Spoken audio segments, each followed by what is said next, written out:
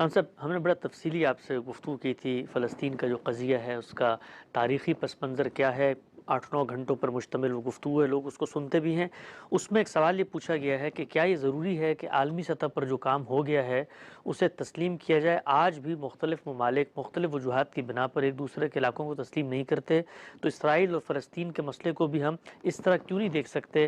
یہ ہم جانتے ہیں، آپ کے علم میں ہے، مصر کا بہت ساری چیزوں پر دعویٰ ہے، مختلف جزیرے ہیں ان پر دو ممالک کے، آج تک امریکہ کے بعض کینیڈا کے ساتھ معاملات چل رہے ہیں، برطانیہ کے تنازعات ہیں بعض زمینوں کے اوپر۔ تو یہ کیوں کہا جاتا ہے جی عالمی سطح پر ایک معاملہ ہو گیا ہے لہذا آپ اس کو تسلیم کر لیں؟ لوگ اعتراض کرتے ہیں۔ اگر اس کا کوئی عملی اثر نہیں ہے تو آپ کو حق حاصل ہے، آپ چاہیں کسی چیز کو تسلیم کریں چاہے نہ تسلیم کریں۔ اس وقت افغانستان میں ایک حکومت قائم ہوئی ہے، عالمی سطح پر اس کو تسلیم نہیں کیا جا رہا، جی یہاں تک کہ ہم ہمسائے میں ہیں، پاکستان، اسی طرح ایران، انہوں نے بھی تسلیم نہیں کیا۔ چین کچھ کرنے کی طرف بڑھ رہا ہے آگے۔ بڑھ رہا ہے، جب تسلیم کرے گا دیکھا جائے گا، ابھی تو نہیں کیا، اس سے کوئی قیامت نہیں آ گئی۔ یعنی اگرچہ میری رائے یہ ہے کہ تسلیم کر لینا کر چاہیے، لینا چاہیے۔ لیکن اس سے کوئی قیامت نہیں آئی۔ مسئلہ اس وقت پیدا ہوتا ہے جب تسلیم کرنا نہ کرنا آپ کے لیے زندگی موت کا مسئلہ بن جاتا ہے، ہاں تو اس وقت ہوتا ہے۔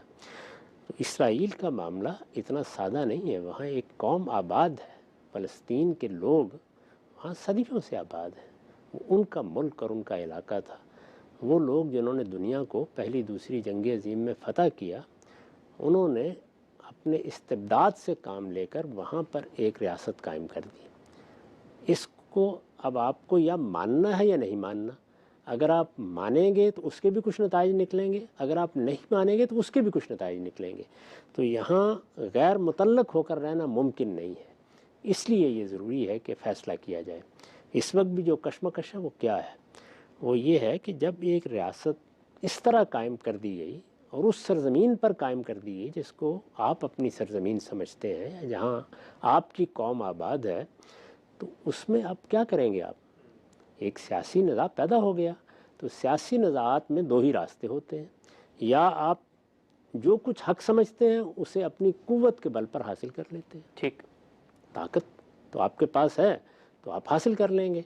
دوسرا یہ ہے کہ پھر آپ مصالحت کا طریقہ اختیار کرتے ہیں۔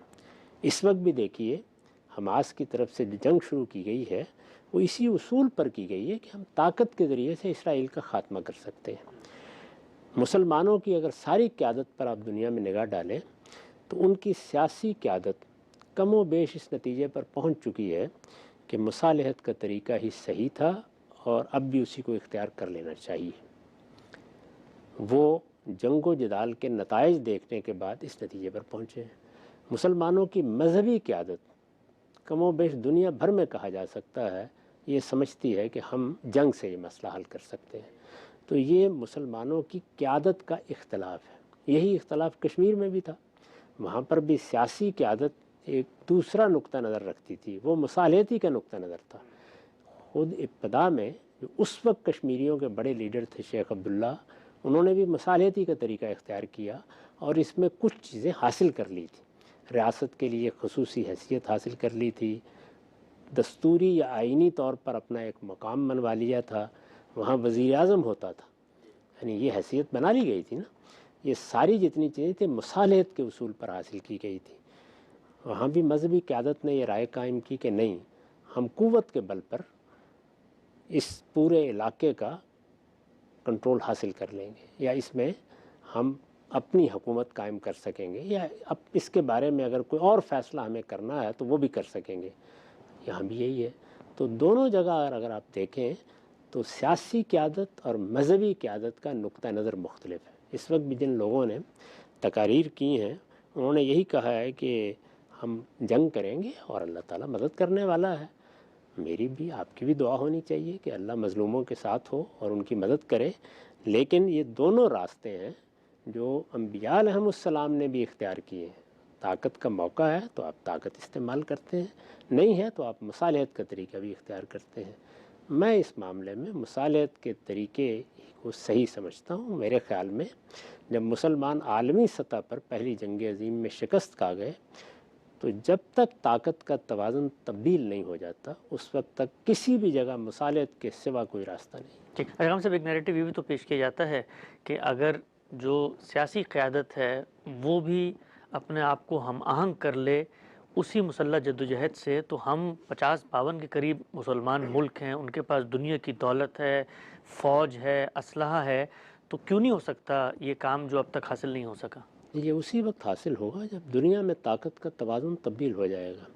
یہ کوئی علاقائی مسئلہ نہیں ہے، یہ دو ریاستوں کا مسئلہ بھی نہیں ہے، یہ عالمی قوتوں کا مسئلہ ہے۔ عالمی قوتوں نے اسرائیل کو وجود بخشا ہے، اقوام متحدہ کا ادارہ اس کو تسلیم کر چکا ہے۔ اس میں اگر آپ کو جنگ کرنی ہے تو یہ جنگ صرف ایک ریاست کے ساتھ یا ایک ملک کے ساتھ نہیں ہوگی، یہ جنگ اس عالمی نظم کے ساتھ ہوگی۔ مسلمان اس پوزیشن میں نہیں ہیں۔ سیاسی قیادت چونکہ حالات سے زیادہ واقف ہوتی ہے اس لیے اس کے فیصلے بارہا اسی مصلحت یا مصالحت کے اصول پر ہوتے ہیں۔ مذہبی لوگوں کا معاملہ اس سے بالکل الگ ہے۔ مذہبی لوگ بھی جو رائے رکھتے ہیں ہمیں اس کی عزت کرنی چاہیے۔ دنیا میں اگر آپ اپنے آپ کو حق پر سمجھتے ہیں تو آپ لڑتے بھی ہیں اور قوت سے بھی اپنا حق حاصل کرتے ہیں، لیکن اس وقت صورتحال ایسی نہیں ہے۔ ٹھیک، اچھا خان صاحب، میں ایک عرب لیڈر کی گفتگو سن رہا تھا جو اس نیریٹو کے حق میں ہے کہ آپ مسلح جدوجہد سے اپنے اہداف حاصل کر سکتے ہیں۔ وہ افغانستان کی مثال دیتے ہیں اور کہتے ہیں کہ ایک اکیلا نہتہ ملک 44 ممالک نیٹو کے آ کر اس پر حملہ آور ہوئے اور انہوں نے محض ایمان کی قوت سے اور اسی یکجہتی کے ساتھ کہ ہم نے اپنے ملک کا دفاع کرنا ہے اس کو ایسے بھگا دیا، تو فلسطینی یہ کام کیوں نہیں کر سکتے؟ یہاں پر بھی جو مقدمات قائم کیے گئے وہ صحیح نہیں ہیں۔ افغانستان موجودہ دور میں ایک آزاد ریاست کے طور پر مانا گیا ہے، یعنی افغانستان کسی کے قبضے میں نہیں ہے۔ جس طرح مختلف قومی ریاستیں قائم کی گئی ہیں، افغانستان کے حدود بھی اسی طرح تسلیم کر لیے گئے، عالمی سطح پر تسلیم کر لیے گئے ہیں۔ وہاں کوئی دوسری طاقت نہیں ہے جو آ کر زمین کے کسی حصے پر قبضہ کرنا چاہتی ہے، وہاں آباد ہونا چاہتی ہے، اس طرح کی کوئی چیز نہیں ہے۔ وہاں اصلی سوال یہ تھا کہ حکومت کس کو کرنی ہے، تو یہ تو اس قومی کا معاملہ ہے۔ چنانچہ وہاں حکومت قائم ہو گئی، جنگ و جدال ہوا، اس کے نتیجے میں روس کو جانا پڑا، اور وہ جنگ و جدال جو کچھ بھی ہوا وہ عالمی طاقتوں میں سے ایک بڑی قوت کی پشت پناہی سے ہوا۔ جی، پھر صرف اسی کی پشت پناہی سے نہیں بلکہ ایک باقاعدہ ریاست یعنی ریاست پاکستان بھی اس میں شامل ہوئی۔ اس میں جب سوویت یونین کو شکست ہو گئی تو اب ظاہر ہے حکومت قائم ہونی تھی۔ حکومت قائم کرنا ممکن نہیں ہوا، یہاں تک کہ جب ان گروہوں میں بھی جنگ و جدال کی نوبت آ گئی جو اس سے پہلے بزوں میں خود جہاد کر رہے تھے، تو پھر یہ طالبان کا گروہ پیدا کیا گیا یا پیدا ہوا اور ان لوگوں نے وہاں اقتدار حاصل کر لیا۔ وہاں کچھ ایسے لوگ آ گئے جنہوں نے امریکہ کے بقول حملہ کر دیا۔ ٹھیک، یعنی یہ صورتحال ہوئی نا۔ اس صورتحال میں امریکہ نے جواب دیا، دنیا کی بعض اور طاقتیں بھی شامل ہوئیں۔ یہ آپ کو معلوم ہے کہ ایک بڑی تعداد میں ممالک ہیں جو حملہ آور ہوئے ہیں۔ یہ سارا معاملہ جب کیا گیا تو اس میں ایک پہلا ہدف یہ تھا کہ ان لوگوں کو ختم کر دیا جائے جنہوں نے یہاں سے حملہ کیا ہے۔ یہ مقصد تو جلد حاصل ہو گیا، اور اگر اس میں کچھ لوگ فرار ہوئے تو ان کا بھی پیچھا کرنا کچھ مشکل کام نہیں تھا۔ وہاں پر بڑی طاقتیں کہیے یا امریکہ کہیے، وہ اس زوم میں مبتلا ہو گئے کہ ہم یہاں ایک جمہوری حکومت بھی قائم کرنے میں کامیاب ہو جائیں گے۔ تو یہ ایک قوم کو نظام دینے کا مسئلہ تھا، یہ کسی اپنے سیاسی مقصد کو منوانے کا مسئلہ ہی نہیں تھا۔ جب صورتحال یہ پیدا ہوئی تو یہ حدود سے تجاوز ایک اقدام تھا، کیونکہ یہ فیصلے تو قوموں ہی کو کرنے ہوتے ہیں۔ اگر کوئی قوم ابھی اس جگہ نہیں پہنچی ہے جہاں جمہوری ریاست بن سکے تو جو جی چاہے کر لیجئے۔ عرب ملکوں میں دیکھیے جس کو عرب بہار کہا جاتا تھا، اس وقت تو یہی لگ رہا تھا کہ شاید اب یہاں جمہوریت ہی جمہوریت ہوگی، لیکن کوئی آثار اب نظر آتے ہیں آپ کو؟ نہیں۔ ہمارے مسلمان ملکوں میں چند ممالک ہیں جہاں جمہوری روایات کسی حد تک قائم ہیں۔ انڈونیشیا اس راستے پر چل پڑا ہے۔ ملیشیا میں ہم نے خود دیکھا ہے کہ ایک کانسٹیٹیوشنل منارکی قائم ہے اور اس میں بھی جمہوری روایات کسی حد تک پنپ رہی ہیں۔ ایسا ہی معاملہ ترکی میں ہے۔ پاکستان بھی کبھی آمریت کے زیر سایہ، کبھی مارشل لاؤں کے زیر سایہ یہ سفر طے کر رہا ہے۔ باقی جتنے ممالک ہیں ان میں ایک نظر ڈال کے دیکھ لیں، یا آمریت ہے یا بادشاہت ہے۔ تو یہ کسی قوم کو آپ کوئی جمہوری نظام یا دستوری نظم اس طرح نہیں دے سکتے۔ تو میرے خیال میں یہ اقدام ہی غلطی تھی۔ اس اقدام کا احساس ہو گیا، پھر انہوں نے چھوڑ دیا تو جو کچھ پہلے تھا وہ بحال ہو گیا۔ یعنی اس سے پہلے بھی حکومت کن کی تھی؟ طالبان اپنی حکومت اس سے پہلے بھی قائم کر چکے تھے، 5 سال وہ حکومت قائم رہی۔ جب وہ ملک خالی کرنے کا فیصلہ کیا گیا تو انہوں نے اسی طرح اپنی حکومت قائم کر لی۔ تو اس طرح کسی ملک میں جس کی حدود پہلے سے طے ہیں، ایک قومی ریاست کی حیثیت اس کو حاصل ہے، یہ دونوں معاملات ہوتے رہیں گے۔ اس میں خاندان بھی حکومت کریں گے، اس میں انقلابات بھی ہو سکتا ہے آ جائیں، اس میں اسی طرح بعض گروہ بھی قبضہ کر سکتے ہیں، اور لوگ جمہوریت کے راستے پر بھی چل سکتے ہیں۔ یہ ان کے اندر کے معاملات ہیں، یہ بین الاقوامی قوتوں کے مقابلے کے معاملات نہیں ہیں۔ مقابلے کا معاملہ وہی تھا کہ بعض ایسی قوتیں پیدا ہو گئی تھیں جنہوں نے ایک جنگ کرنا چاہیے، جیسے داعش تھی اور بعض قوتیں تھیں، ان کا مقابلہ کرنے کے لیے بین الاقوامی طاقتیں بھی آئیں، اور انہوں نے ان مقاصد کو کتنا حاصل کیا کتنا حاصل نہیں کیا، اس طرح کے معاملات کے ایک گروہ دوسرا گروہ، یا جن کو عرف عام میں دہشت گرد گروہ کہا جاتا ہے، وہ اپنے اقدامات کرتے رہیں، یہ کبھی دنیا سے ختم نہیں ہوں گے، یہ ہوتے رہتے ہیں اور ان کے ساتھ معاملات بھی چلتے رہتے ہیں۔ تو وہاں سرے سے وہ مسئلہ ہی موجود نہیں تھا کہ جہاں کسی دوسری ریاست کے مفادات ہیں، یا آپ نے کوئی ایک نیا فیصلہ کر لیا ہے، یا عالمی سطح پر کوئی ایسا فیصلہ ہو گیا ہے۔ اگر یہ فیصلہ کر لیا جاتا کہ خود افغانستان کو 2 حصوں میں تقسیم کر دینا ہے، اور دونوں حصوں میں کسی ایک حصے میں کسی اور قوم کو آباد کرنے کا فیصلہ کر لیا جاتا، تو پھر وہاں پر ایک لمبے عرصے تک بین الاقوامی افواج کو رہنا تھا، تو وہ بیٹھے رہتے۔ جب تک انہوں نے بیٹھنے کا فیصلہ کیا تھا، 20 سال تک کوئی حکومت قائم نہیں ہو سکی، کشمکش رہی۔ وہ کشمکش بہت سی جگہوں پہ رہتی ہے۔ ٹھیک ہے، ہم سے بڑا اچھا آپ نے تجزیہ کیا، جو دو صورتحال کو خلط ملط کیا جاتا ہے اور ایک طرح سے غلط قیاس کیا جاتا ہے اور غلط اقدامات کیے جاتے ہیں۔ آخری سوال ہم سب آج کی نشست کا، ہمارے ہاں پاکستان میں ایک بہت بڑا کنونشن ہوا علماء کا اسی مسئلہ فلسطین پہ۔ اس میں جو علماء کا نیریٹو سامنے آیا وہ یہ تھا کہ ہم مطالبہ نہیں کر رہے کہ جنگ بندی ہو، بلکہ ہم تو پورے طریقے سے ساتھ دیں گے جو مسلح جدوجہد ہے۔ اب اگر مسلح جدوجہد کرنے کا آپ فیصلہ کرتے ہیں، عزم کرتے ہیں، ارادہ کرتے ہیں اور اقدامات کرتے ہیں، دو قوموں کا ایک ٹیریٹری پر ایک دعویٰ ہے، تو جس کے پاس طاقت ہوگی وہ جیت جائے گا۔ اس میں نے خلاصہ کر دیا نا بات کا، یعنی آپ کے پاس 2 راستے ہوتے ہیں۔ ایک یہ کہ آپ مصالحت کا راستہ اختیار کریں، سیاسی قیادت کا موقف یہی ہے، میں بھی اسی کو صحیح سمجھتا ہوں، اور میں نے اس کے دلائل تفصیل کے ساتھ عرض کر دیے تھے۔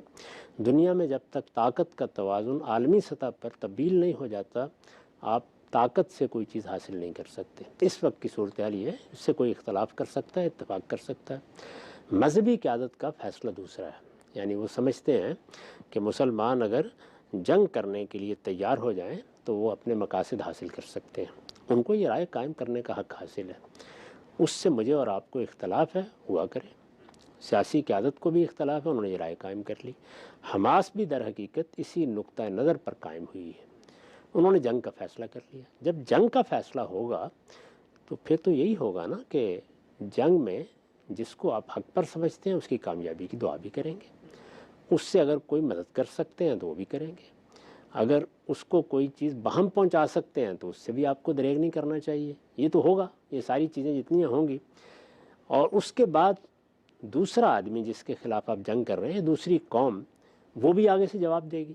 جنگ جب ہوتی ہے، اور خاص طور پر موجودہ زمانے کی جنگ، تو یہ پانی پت کے میدان میں نہیں ہوتی کہ وہاں ہندوستان کی تقدیر کا فیصلہ ہو جائے، یہ بڑی تباہ کن چیز ہے۔ آپ یمن میں دیکھ لیجئے کیا ہوا ہے، آپ یوکرین میں دیکھ لیں کیا ہوا ہے، یہ جہاں بھی ہوگی اسی طرح کی صورت ہوگی۔ اس میں اب جب جنگ ہو جاتی ہے تو صرف ایک ہی چیز ہے جس کے بارے میں آپ عالمی سطح پر توجہ دلا سکتے ہیں، اور وہ یہ ہے کہ جنگ کے جو آداب اور قوانین ہیں ان کی خلاف ورزی نہیں ہونی چاہیے۔ یہ فیصلہ تو خود حماس نے کر لیا، اور مذہبی قیادت بھی کہتی ہے کہ یہ فیصلہ بالکل درست کیا گیا ہے۔ یہ فیصلہ کر لیا گیا کہ جنگ کرنی ہے، یعنی مسئلے کو جنگ سے حل کرنا ہے۔ میں آپ سے عرض کر رہا ہوں کہ ہم اس سے اختلاف کرتے ہیں، اس کے اپنے وجوہ ہیں، لیکن ایک فیصلہ کر لیا انہوں نے۔ جب یہ فیصلہ کر لیا ہے تو اس کے بعد جنگ ہوگی، اس میں تباہی ہوگی، اس میں لوگ مریں گے، اور بہت افسوسناک طریقے سے بعض واقعات ہوں گے، یہ سب ہوگا۔